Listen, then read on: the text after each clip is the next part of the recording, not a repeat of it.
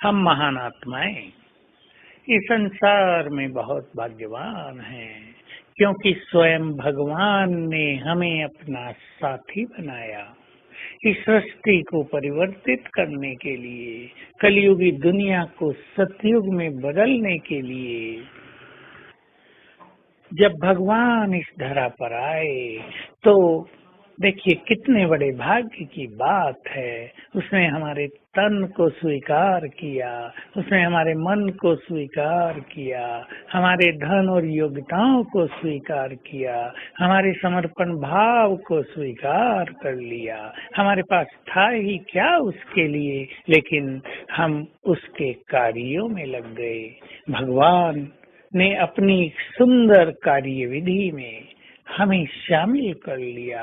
जरा सोच कर ही आनंदित हो जाएं तो कितना अच्छा हो कि हम अपने तन को भी कहीं ना कहीं थोड़ा थोड़ा भी सेवाओं में अवश्य लगाएं। अपने मन के द्वारा श्रेष्ठ वाइब्रेशन फैलाएं, मन को शुद्ध करें और अपने धन का भी कुछ हिस्सा हम बाबा के कार्यों में अवश्य लगाएं। हमारे पास जो भी योग्यताएं हैं उनको भी हम बाबा के कार्य में लगाते रहें, तो ये सब चीजें बढ़ती रहेंगी। धन लगाने से कभी भी धन की कमी नहीं रहेगी। मन के द्वारा श्रेष्ठ वाइब्रेशंस फैलाने से मन सदा ही स्वच्छ और शक्तिशाली बना रहेगा। मन का कष्ट हमें कभी नहीं भासेगा। और अगर तन को उसके कार्यों में लगाते हैं तो तन का भी सुख, तन की तंदुरुस्ती भी हमें प्राप्त होती रहेगी। योग्यताओं को हम उसके कार्यों में लगाते हैं, हमारी योग्यताएं और निखरती जाएंगी। परंतु ये याद रखना है, इन सभी को ईश्वरीय कार्य में लगाने के साथ हम ये न भूलें कि ये परमात्मा देन है। मैं लगा रहा हूँ, मैंने इतना धन दिया, मैंने ये सेवा केंद्र बनवाया, मैंने ये कार्यक्रम बनवाया, मैंने ये चीजें खरीद कर यज्ञ में दी। अगर ये याद रहता है तो पुण्य क्षीण होते रहते हैं, क्योंकि इसके पीछे मैंपन है। हमारा अभिमान बढ़ गया तो ईश्वरीय सेवा में सब कुछ लगाने का सुख, उसका फल तो हमें नहीं मिला। तो आज जरा गंभीरता से विचार करेंगे। हम बाबा के कार्यों में निष्काम भाव से सहयोग देते हैं और सबसे बड़ा सहयोग तो है इस ईश्वरीय कार्यों में रहते हुए अपनी स्थिति को श्रेष्ठ बनाकर रखना, ताकि हमारे इस श्रेष्ठ स्वभाव के कारण कई आत्माएं बाबा के कार्यों में लग जाएं।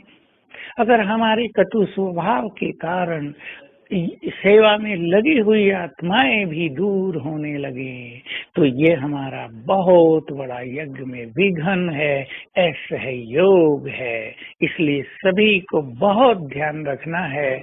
सर्वश्रेष्ठ सहयोग है अपनी स्थिति को स्वीट बनाए रखना, सबसे फ्रेंडली होकर रहना, सबको उमंग उत्साह देना, किसी की कमी देखकर उसे यज्ञ से दूर न करना, बल्कि उसकी कमी भराने में सहयोग करना। तो आइए हम सभी बाबा के इस महान कार्य में सच्चे मन से सहयोगी बने। और सबसे महान तो वे हैं जिन्होंने अपना सर्वस्व प्रभु अर्पित कर दिया और जिन्हें अर्पित करने के बाद ये फीलिंग भी नहीं है कि हमने कुछ किया है। अगर ये फीलिंग रहती है तो भी हम पूरे सहयोगी नहीं बन पाते, क्योंकि समर्पण भाव का परिणाम होना चाहिए निश्चिंत जीवन, योग युक्त जीवन।